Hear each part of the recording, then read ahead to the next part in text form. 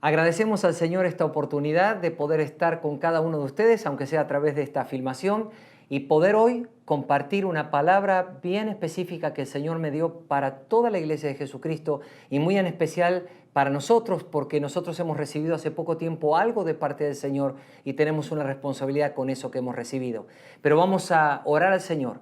Vamos a pedir, como siempre, la asistencia del Espíritu Santo, sabiendo que con Él todas las cosas son posibles. Padre, gracias te damos por el día de hoy. Gracias te damos porque podemos en tu presencia abrir tu palabra, y cuando tu palabra viene por el Espíritu, todas las cosas sobrenaturales que son tuyas, el poder tuyo se puede manifestar, Señor, más allá de lo que podemos pedir y de lo que podemos pensar. Esta palabra la ponemos, Señor, delante de ti para que la unción de tu Espíritu Santo corra en nuestros corazones para darnos entendimiento de la palabra y hacernos efectivos en nuestra tarea en la tierra. En el nombre de Jesús, amén. En el mes de marzo, todas las iglesias bajo la autoridad del ministerio recibieron una palabra profética, un audio, en realidad una palabra profética, de una profecía que el Señor me dio el 17 de febrero de este año 2018.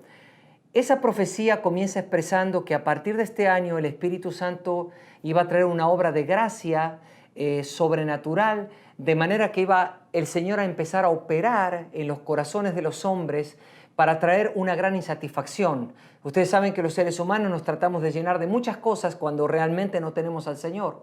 Pero el Señor habló de que va a traer una profunda insatisfacción, donde la gente nunca se va a encontrar satisfecha con nada. Y esto es para producir en el corazón del hombre un profundo quebrantamiento, que eso los pueda llevar al arrepentimiento y eso los pueda llevar a un verdadero encuentro con Jesucristo. Una palabra importante, una palabra a nivel global o a nivel mundial. Es más, parte de la profecía dice de esta manera, leo: y yo haré algo sobrenatural sobre el mundo, sobrenatural sobre la tierra, sobrenatural sobre la vida de los hombres, sobrenatural sobre los corazones de los hombres. Y casi al final de la profecía afirma: un tiempo nuevo empieza, iglesia mía, un tiempo nuevo.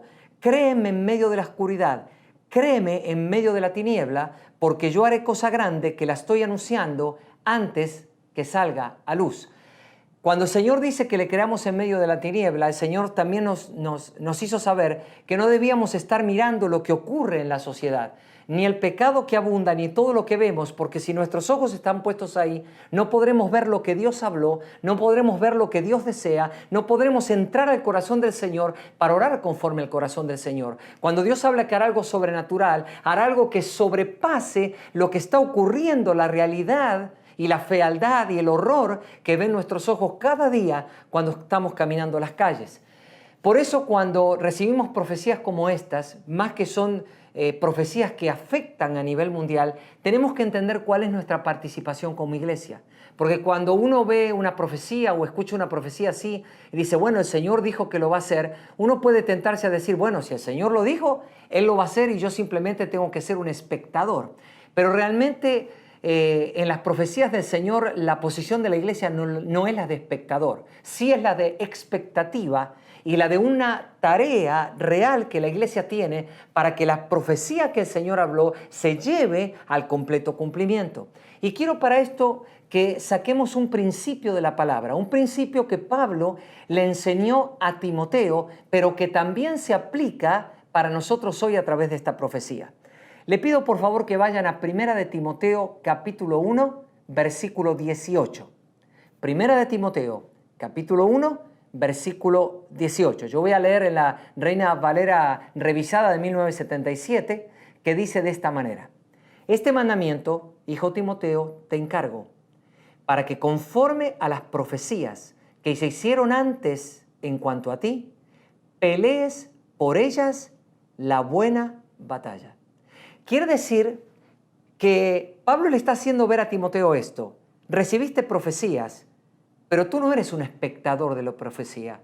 Tú trabajas activamente junto con la profecía. Es más, le dice, por la profecía tú tienes que pelear una buena batalla. Quiere decir que hay un principio espiritual. Las profecías que el Señor nos entrega, personalmente debemos pelear por ellas la buena batalla. Debemos guerrear con las armas que nos da el Señor del Espíritu contra todo aquello que atente contra lo que Dios nos dijo, que atente contra la profecía. Pero este principio que estamos viendo para las profecías personales también se aplica a las profecías corporativas. Se aplica porque nosotros también a nivel corporativo entonces tenemos que pelear una buena batalla para que la profecía del Señor se lleve a cumplimiento. ¿Y en qué nos basamos en esto? ¿En qué nos basamos para pelear esa buena batalla? En lo que Dios habló. La iglesia dice, Dios lo dijo. Si Dios lo dijo, es la verdad. Y la verdad que Dios dice cambia la realidad que estamos viendo.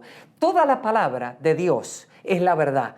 Pero toda la palabra de Dios en el mundo es un choque entre las realidades que vivimos en el mundo y la verdad de Dios. Si peleamos a través de la verdad de Dios, de las profecías de Dios, lo que Dios nos quiere decir, entonces la verdad de Dios va a comenzar a cambiar las realidades que nos circundan. Por eso es que tenemos una realidad y tenemos una actividad nosotros como iglesia. Es decir, las profecías corporativas no solo son para animarnos, no solo son para decir, oh Señor, gracias, que en medio de tanta oscuridad, en medio de tanta tiniebla, en medio de tanto pecado, tú nos estás diciendo hoy que vas a hacer algo sobrenatural. Señor, gracias. Eso es hermoso. Nos llena de alegría, nos llena de ánimo interior. Pero Dios no las da solo para esto. Cuando nos da ese conocimiento nos está diciendo, iglesia, hay un trabajo para hacer en la intercesión, por un lado, por el Espíritu, y hay un trabajo para hacer en la acción, por otro lado, también en el Espíritu. ¿Por qué?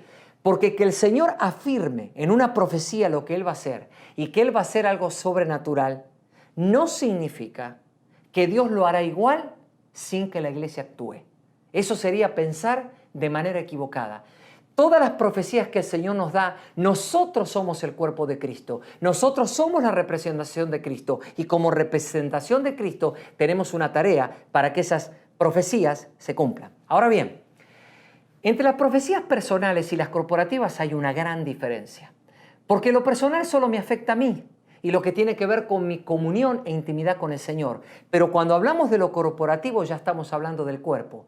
Y cuando hablamos del cuerpo, hay ciertos principios de la palabra que se tienen que cumplir. ¿Para qué? Para que podamos pelear esta buena batalla y podamos pelear esta profecía hasta que nuestros ojos la vean cumplida. Y voy a explicarme esto a través de un pasaje bíblico que les voy a pedir que vayamos allí. Mateo capítulo 18, vamos a leer desde el versículo 18 al 20. Yo voy a leer este pasaje en la Biblia Reina Valera Contemporánea. Este pasaje bíblico habla de un caso particular que tiene que ver con la disciplina en la iglesia, en un caso de pecado, pero vamos a ver cómo esto se ajusta y se aplica al tema que hoy nos toca. Dice la Escritura, de cierto les digo que todo lo que aten en la tierra será atado en el cielo, y todo lo que desaten en la tierra será desatado en el cielo. Una vez más les digo que si en este mundo 2 de ustedes se ponen de acuerdo en lo que piden, mi Padre que está en los cielos se lo concederá. Porque donde 2 o 3 se reúnen en mi nombre, allí estoy yo en medio de ellos. Entonces, el contexto de las palabras de Jesús aquí está referido a un caso de un problema en la iglesia y un problema de pecado. Antes de estos versículos es un hermano que peca contra otro, pero que aunque se ha conversado con ese hermano, el hermano persiste en esa situación hasta que la situación llega a la iglesia. Y la iglesia, ¿qué tiene el poder de hacer 2 cosas? Tiene el poder de atar y tiene el poder de desatar. Cuando está hablando de atar, tiene que ver específicamente si la iglesia va a prohibir. Y si habla de desatar, está hablando de si la iglesia va a permitir. Es decir, es la iglesia la que juzga y reprueba la acción de esa persona o decide perdonarlo. ¿En base a qué lo hace la reprobación o el perdón? En base obviamente a la actitud de la persona que pecó. Si la persona que pecó termina escuchando a la iglesia, obviamente recibe perdón. Si no es así, recibe realmente reprobación. Es impresionante el poder que Dios le dio a la iglesia. En este caso estaríamos hablando de la iglesia local. Este es el poder de prohibir o de permitir. De atar, que tiene que ver con prohibir, o de desatar, que tiene que ver con permitir. De hecho, quiero leerles el versículo 18 de Mateo 18, en la versión Palabra de Dios para Todos, les dice así, de esta manera. Les digo la verdad, si ustedes juzgan a alguien aquí en la tierra, Dios ya lo habrá juzgado en el cielo. A quien perdonen aquí en la tierra, Dios también lo habrá perdonado en el cielo. Este nos da un énfasis más puntual, porque aquí, en vez de hablar de atar o esto, está diciendo, si ustedes juzgaron una situación, si ustedes juzgaron como iglesia algo aquí en la tierra, ¿Dios qué va a hacer? Lo va a juzgar de la misma manera. Impresionante el poder que Dios le ha dado a la iglesia. Como la iglesia lo juzgó, así lo va a juzgar Dios. Y si ustedes lo perdonan aquí en la tierra, de la misma manera Dios lo va a perdonar. Quiere decir que en la iglesia local hay mucho poder que Dios desató. Cuanto más si llevamos esto al plano de la iglesia total de Jesucristo en el mundo. Quiere decir entonces que es nuestra la autoridad de atar o de prohibir y de desatar o permitir. Ahora bien, aquí si ustedes ven, el Señor enseñó que este principio de atar y desatar usado para un problema de pecado, que es un problema particular, también el Señor lo extendió a lo general. ¿Por qué estoy diciendo yo que el Señor lo extendió a lo general? Porque luego siguió diciendo, si dos de ustedes se ponen de acuerdo en la tierra y pidan algo al Padre, el Padre se los concederá. Ya ahí no está hablando de un caso puntual. Está hablando simplemente del poder de 2 o 3 hermanos, de 2 o 3 creyentes, hijos de Dios, reunidos en el acuerdo del Espíritu pidiendo. Quiere decir entonces que el principio particular que el Señor usó para atar y desatar, ahora lo aplica al principio general. ¿Qué es la base que esto nos da? Muy sencillo. Este principio que estamos viendo es excepcional porque nos hace ver que si tan solo 2 o 3 personas, estando en acuerdo, pueden pedir una cosa y Dios se la va a conceder, ¿cuánto más si toda la iglesia, si cada una de las iglesias estamos en el Espíritu, en la unidad del Espíritu, que somos más de 2 o 3 pidiendo lo mismo, es decir, diciendo y pidiendo lo que la profecía del Señor habló acerca de lo que el Señor va a hacer, ¿cuánto más entonces Dios no nos va a conceder esto? Dense en cuenta qué impresionante es este principio para aplicarlo aquí ahora. Esta es la manera en que vamos a poder prohibir todo aquello que viene contra esta profecía y desatar todo aquello que es la voluntad de Dios que está dicha en esta profecía. Hermanos, se llena mi corazón de aliento y del Espíritu y de gozo del Señor a ver el poder que el Señor nos ha dado. No nos podemos minimizar, no nos podemos quedar con menos. Este es el tremendo poder que Dios nos ha dado. Cuando estamos en el acuerdo, solo 2 o 3 somos muy poderosos. Ni imaginar simplemente esta cantidad de iglesias, que somos un puñado dentro de toda la iglesia de Jesucristo, en la unidad del Espíritu, pidiendo que esta profecía se cumpla, el Señor sin ninguna duda la concederá. Ahora bien, este mismo pasaje nos enseña algo muy particular y vamos a ir al primer punto con base en este principio. Y vamos a ver 3 puntos. El primer punto es este. En este pasaje bíblico estamos viendo algo y es que el acuerdo libera la autoridad y la presencia del Señor. Este es el punto 1. Es el acuerdo en la iglesia que libera la autoridad y la presencia del Señor. El Señor aquí nos mostró que 2 cosas, que tanto su autoridad para atar y desatar, como la presencia del Señor en medio nuestro depende del acuerdo, porque lo dijo para las 2 cosas. Donde 2 o 3 están congregados en mi nombre, allí estoy. Es decir, para atar y desatar tiene que haber la unidad. Y para que el Señor esté en medio de nuestro, tiene que estar la unidad. Quiere decir que el principio del acuerdo es el que libera esta autoridad. Ustedes, como yo, somos testigos de que por muchos años la Iglesia ha procurado hacer cambios radicales en el mundo. Justamente con el afán y con el principio de decir 2 o 3 puestos de acuerdo podemos hacer grandes cosas, hacemos eventos masivos y qué bueno por los eventos masivos, que los hacemos en diferentes lugares y muchas veces el eslogan ha sido, bueno, vamos a hacer este evento masivo para poder llegar a esta ciudad, para llegar a este lugar, vamos a orar en las plazas, vamos a orar en los lugares y eso es magnífico, pero a veces no nos damos cuenta que fallamos en el principio del acuerdo. ¿Por qué digo esto? Porque decimos, hoy cuando nos reunamos miles y miles de cristianos, vamos a hacer a un lado nuestras camisetas, vamos a hacer a un lado nuestras diferencias doctrinales y vamos simplemente a estar en acuerdo en algunos puntos especiales de que Cristo es el Señor, cuál es el Evangelio. Y con esos puntos en acuerdo, entonces nosotros oraremos y recibiremos. Sin embargo, lo que Jesús enseñó en este pasaje No es esto que muchas veces se piensa en la iglesia de Jesucristo.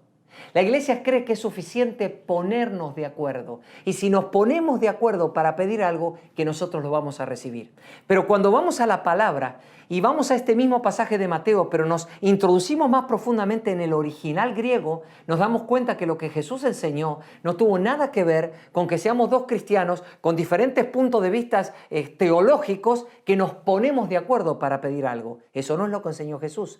De hecho, voy a leer nuevamente este pasaje de Mateo 18, pero lo voy a leer en la interlineal del Nuevo Testamento griego-español, traducido por el doctor Francisco Lacueva. Mire cómo dice: de nuevo, ciertamente digo-os, que si dos están acordes de entre vosotros en la tierra sobre toda cosa que pidan, les será hecho de parte del Padre de mí en los cielos.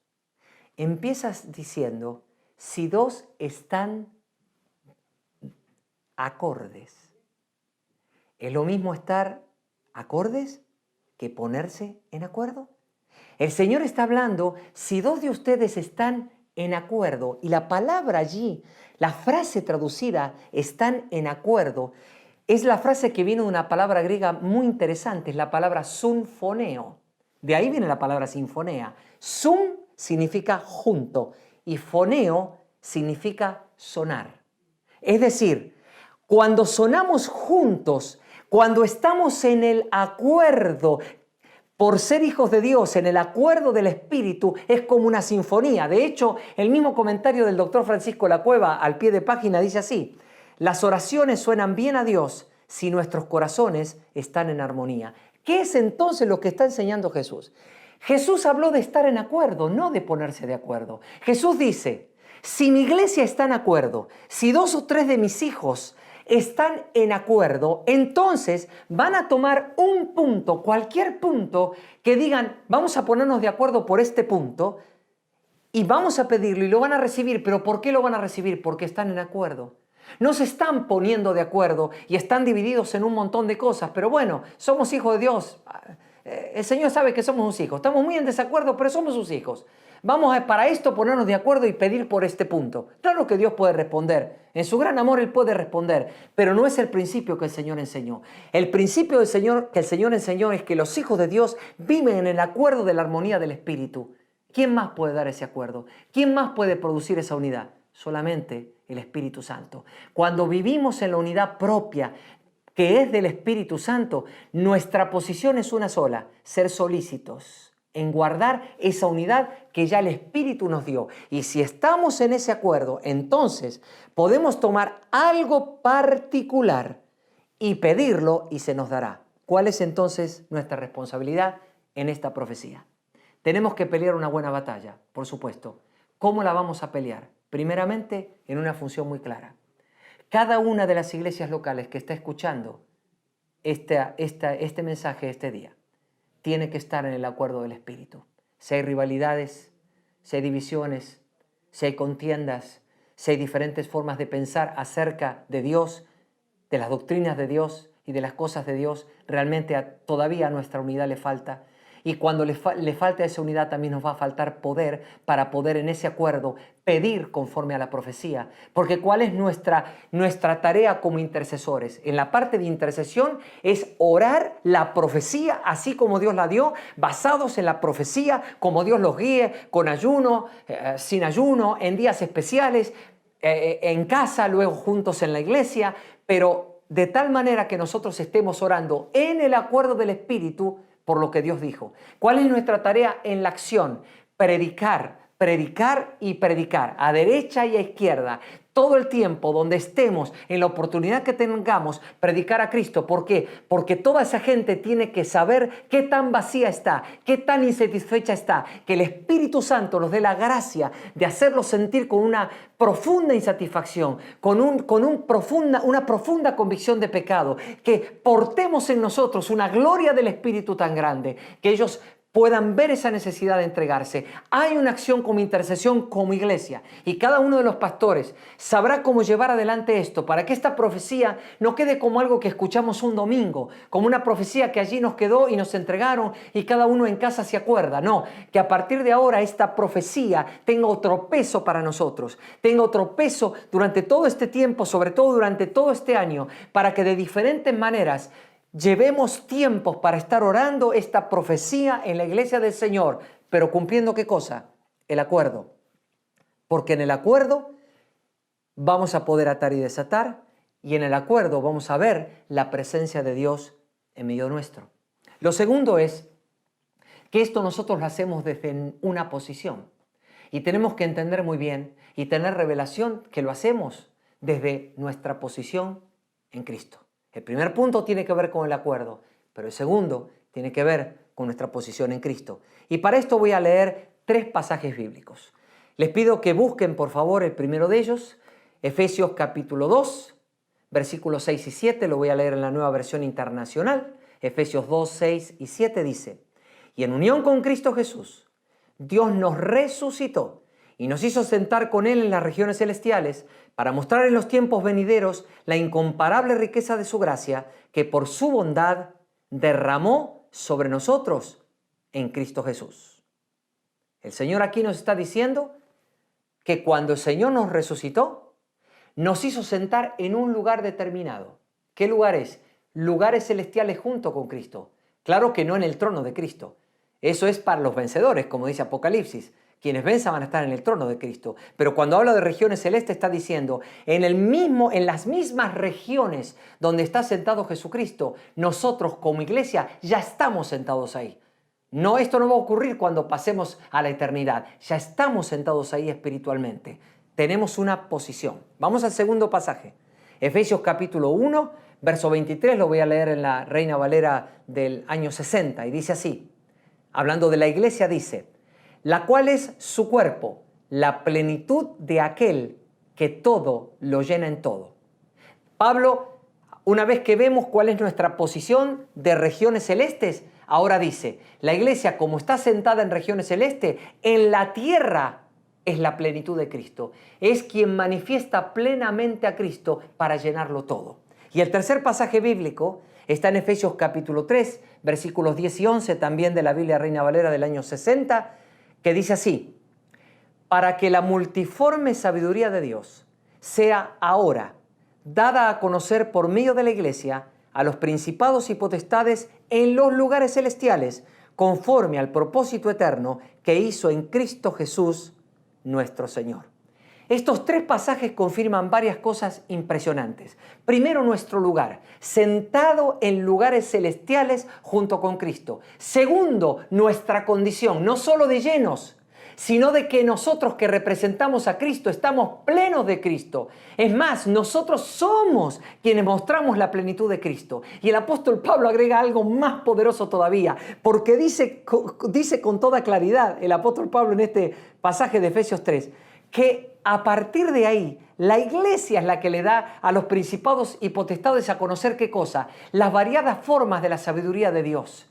Pablo, antes de este pasaje, viene diciendo que él tuvo revelación junto con los apóstoles y profetas de su época del misterio de Dios. ¿Cuál era el misterio de Dios? La iglesia. El misterio de Dios era que ya no iba a haber más una división entre judíos y gentiles, que a través de Cristo y la obra en la cruz, la sangre derramada, la reconciliación que él logró, ahora de los 2 pueblos se hacía uno solo, y de esos 2 pueblos se creaba una nueva entidad llamada la iglesia de Jesucristo. Ese era el misterio.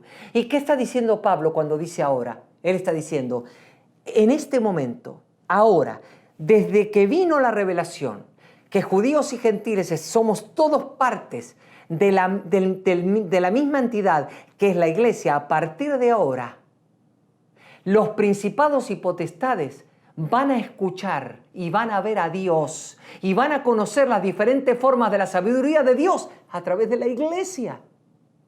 Es decir, no está diciendo Dios se va a manifestar simplemente a sí mismo, está diciendo no.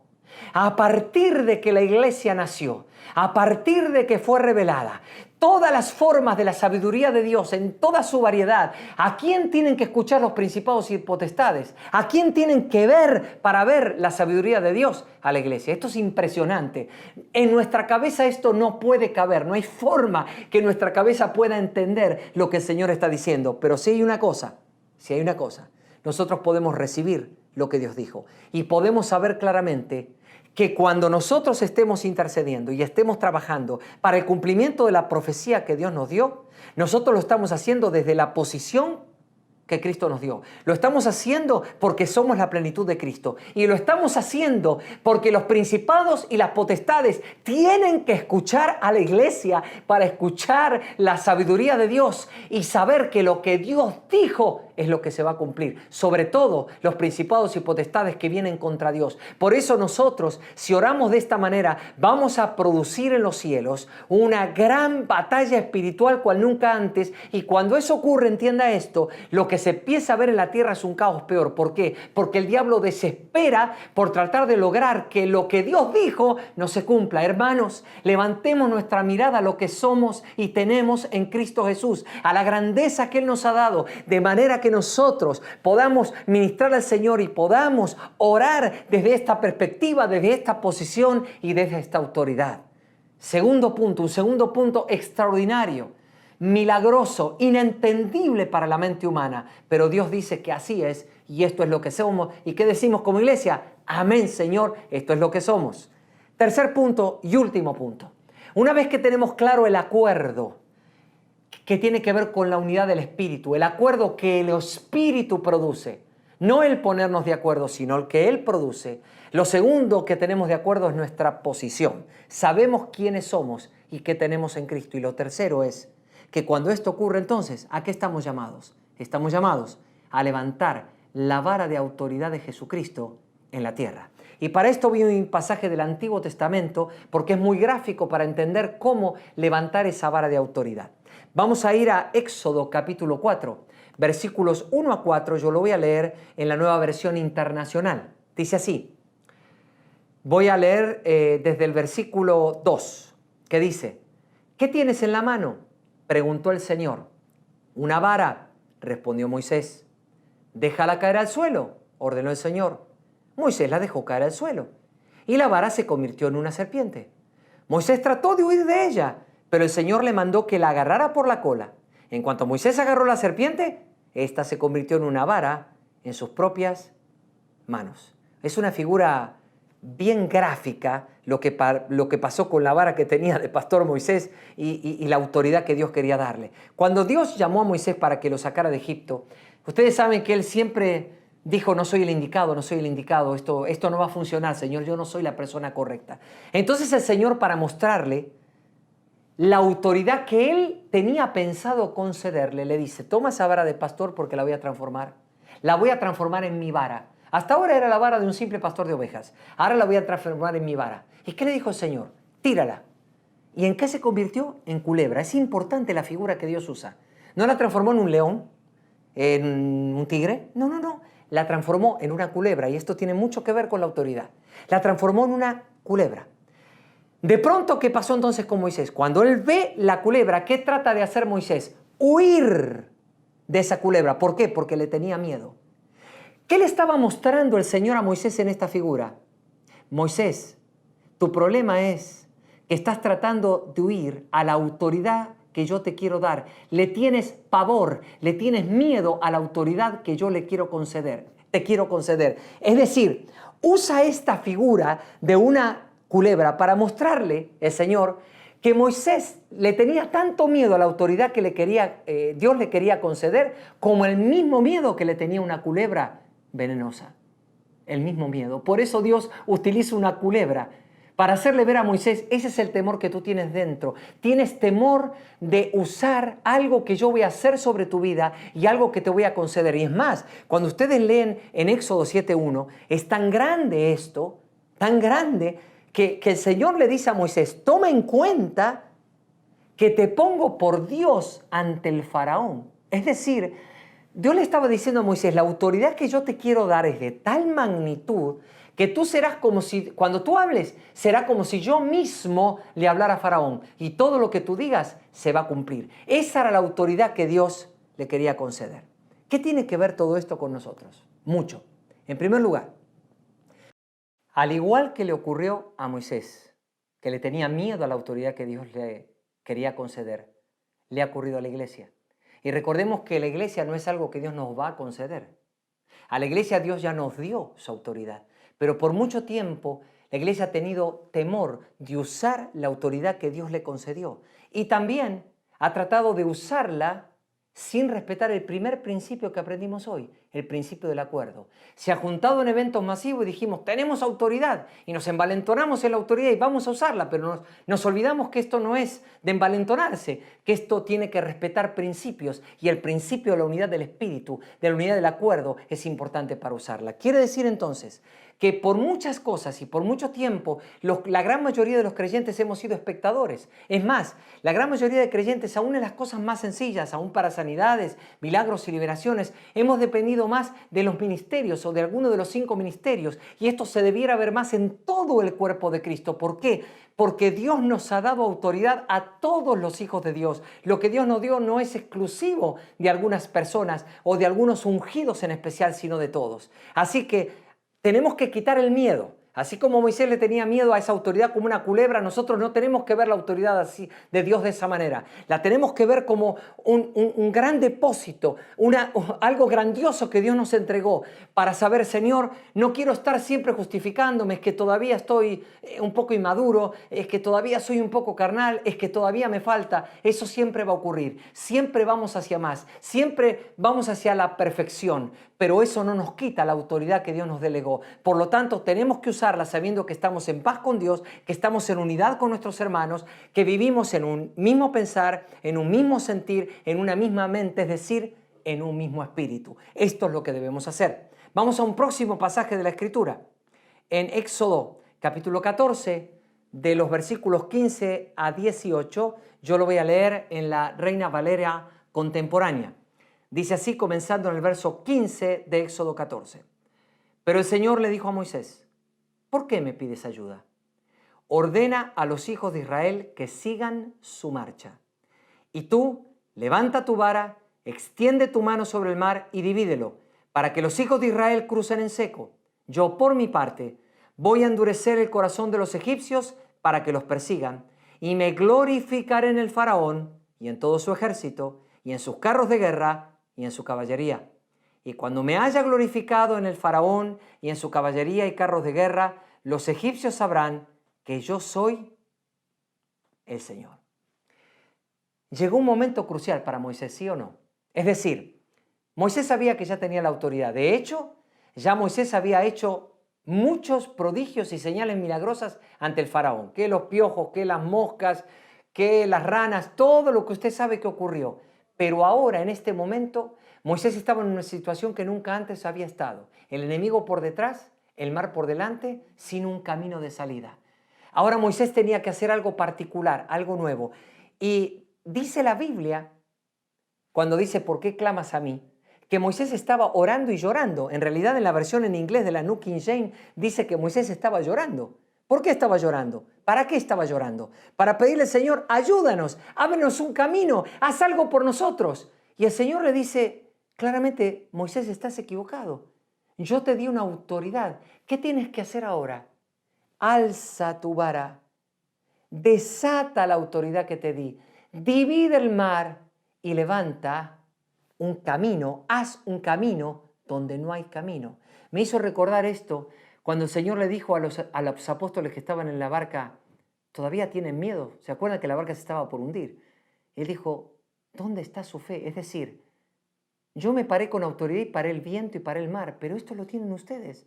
Así como tienen autoridad para echar fuera un demonio y sanar a un leproso, esto lo tienen ustedes. Esto es lo que le estaba diciendo Dios a Moisés. ¿Pero qué? ¿Por qué Moisés en esta situación estaba llorando, clamando, gritando y no sabía qué hacer? Sencillo, porque hasta ese momento él había usado la autoridad, pero contra el enemigo, para traerle plagas, para traerle un montón de cosas a Faraón por no obedecer. Pero ahora Moisés tenía que usar la autoridad de una forma diferente, ya no era contra el enemigo, ahora tenía que usar la autoridad para abrir algo sobrenatural, es decir, un camino donde no hay camino.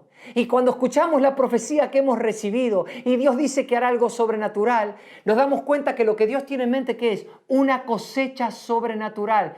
Escúchenme, hermanos, para eso evidentemente tenemos que abrir un camino donde no hay camino.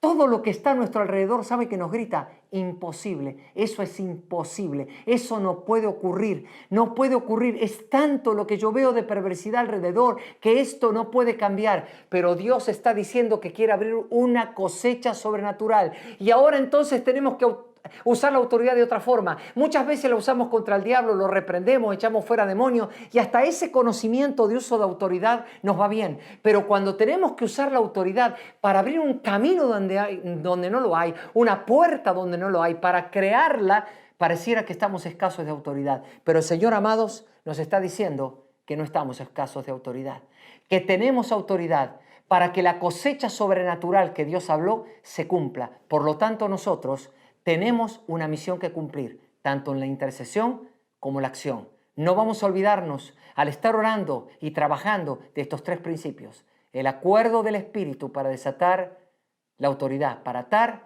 y para desatar. Lo segundo, nuestra posición en Cristo en regiones celestes como hijos de Dios. Lo tercero, estamos dispuestos y le decimos al Señor, sí, Señor. No miramos nuestras flaquezas porque no nos miramos en nuestra naturaleza humana caída, nos miramos en la nueva creación que tú hiciste. Por eso somos una iglesia sin mancha, sin arruga y sin ninguna cosa semejante. Somos la iglesia que tú previste, somos la iglesia que tú creaste. Estamos creciendo, tenemos fallas, pero Señor, te amamos y nos llenamos.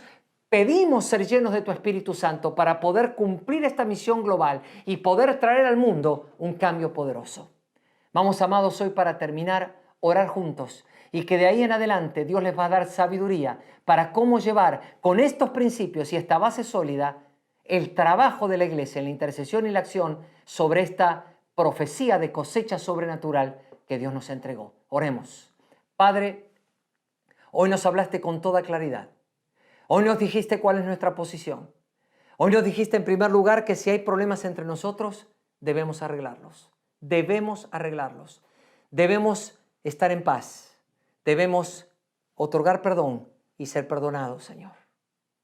Debemos también, Señor, caminar en la unidad del Espíritu, tener un mismo sentimiento, un mismo pensamiento y una misma opinión. Señor, en el nombre de Jesús, cada iglesia local, cada pastor, cada persona que está escuchando este mensaje del Espíritu, vuelve a ti de todo corazón. Nos arrepentimos como iglesia de no haber usado tu autoridad y de cuando la usamos haberla usado mal, sin respetar tus principios de acuerdo y de autoridad. Nos humillamos y decimos, Señor, ahora nos levantamos, nos ponemos en nuestra posición y desde esa posición nosotros vamos a pelear la buena batalla con base en la profecía que nos diste. Esta y otras profecías similares que tú trajiste sobre la tierra para que la iglesia la lleve a buen término. En el nombre de Jesús, Señor, oramos y confiamos plenamente que podremos ver con nuestros ojos gran parte de esta profecía cumplida por la gracia de tu nombre. Amén y amén.